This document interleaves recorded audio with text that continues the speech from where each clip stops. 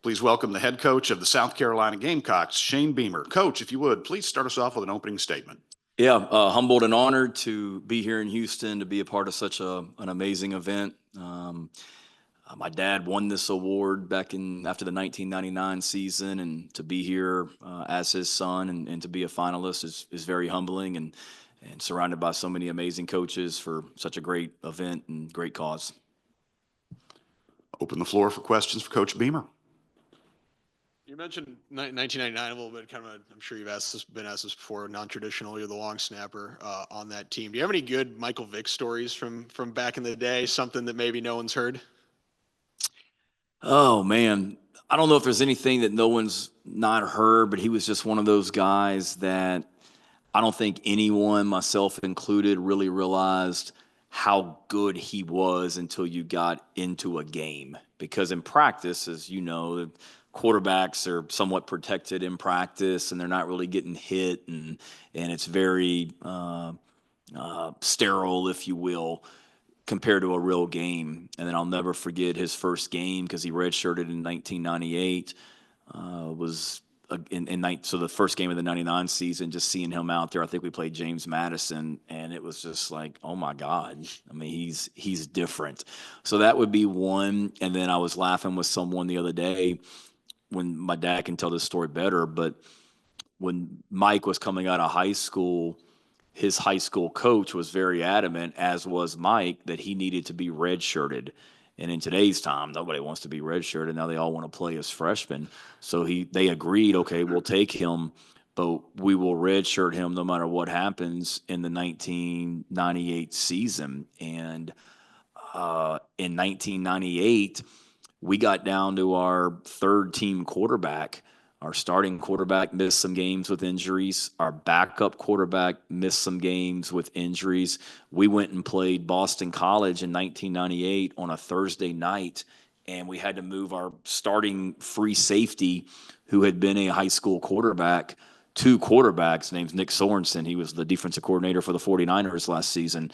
And Nick was our quarterback that night against Boston College. And meanwhile, Mike Vick standing next to me on the sideline carrying a clipboard in that game, because we had promised his coach we were going to redshirt him. And we only lost 3 games that season. We were pretty good.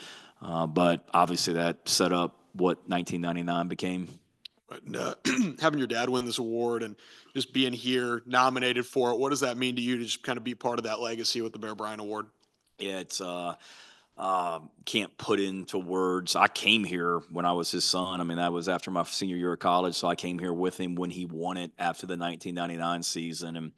And I mean, I got into this profession thinking if I could be half the coach, my dad was, it would be a pretty successful career. And to be here in my 4th season as a head coach is extremely humbling and really awesome. And then just the names that are associated with the award, starting with Coach Bryant, but Sylvester Croom, I know, won the Lifetime Achievement Award a few years ago, and he gave me my first full-time job in the SEC and has had as much of an impact on my career and me as a person as anyone other than maybe my dad. So to be just associated with amazing people and coaches like that, it's pretty surreal. Coach, you've had the opportunity to work under really some of the biggest names in college football history: Fulmer, Croom, your dad, Spurrier. What are some lessons you learned along the way that you've taken with you into this position? Yeah, great question. I have just the coaches I've been with and the assistant coaches that I've been around, and I was one of those people that always wanted to be a head coach, and I tried to take something from everyone that I was around, but also you got to be your own person and have your own style. But I go back to when I was at Georgia Tech and worked for George O'Leary, and then great assistant coaches that were on that staff. And just that was a great experience for me because I had been around my dad and his program my entire career.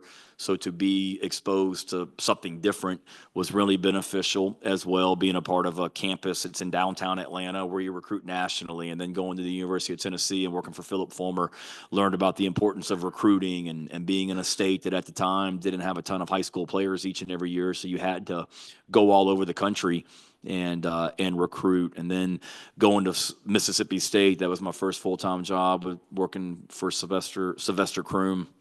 and taking over a program at the time that was, on probation because of some NCAA issues and having to rebuild it, if you will, and seeing how he did that and always put the players first, every decision that he made. And then Steve Spurrier gave me an opportunity at South Carolina after that. And that was a great experience for me, just being able to see how teams really, truly take on the personality of their coach.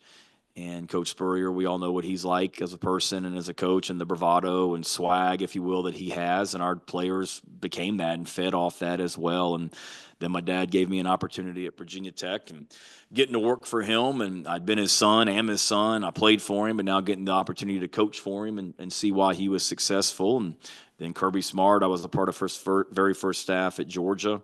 Seeing him implement his program on day one coming in the door really helped me when I took over the program at South Carolina. And then most recently I was at Oklahoma with Lincoln Riley and just being exposed to his offensive mind and being a part of a program that has such great tradition as Oklahoma really helped me as well. Coach, I want to go back into the Wayback Machine, and this one is going to go way back. 1989. Your father was 43 years old and he had a corrective heart surgery.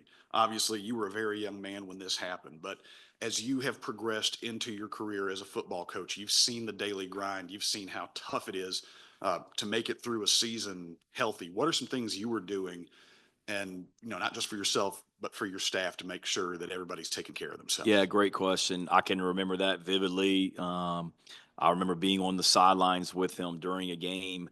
We were playing East Carolina, I believe, in 1989, and I remember him calling the team doctor over during the game, and I couldn't hear what he was saying, but I saw him, kind of point to his chest and say something. And then maybe the next morning or the 2 mornings later, I remember waking up and my mom telling me that, Dad's in the hospital and telling me what's going on. And I think I was 12 at the time, that's something you don't like to hear about your dad.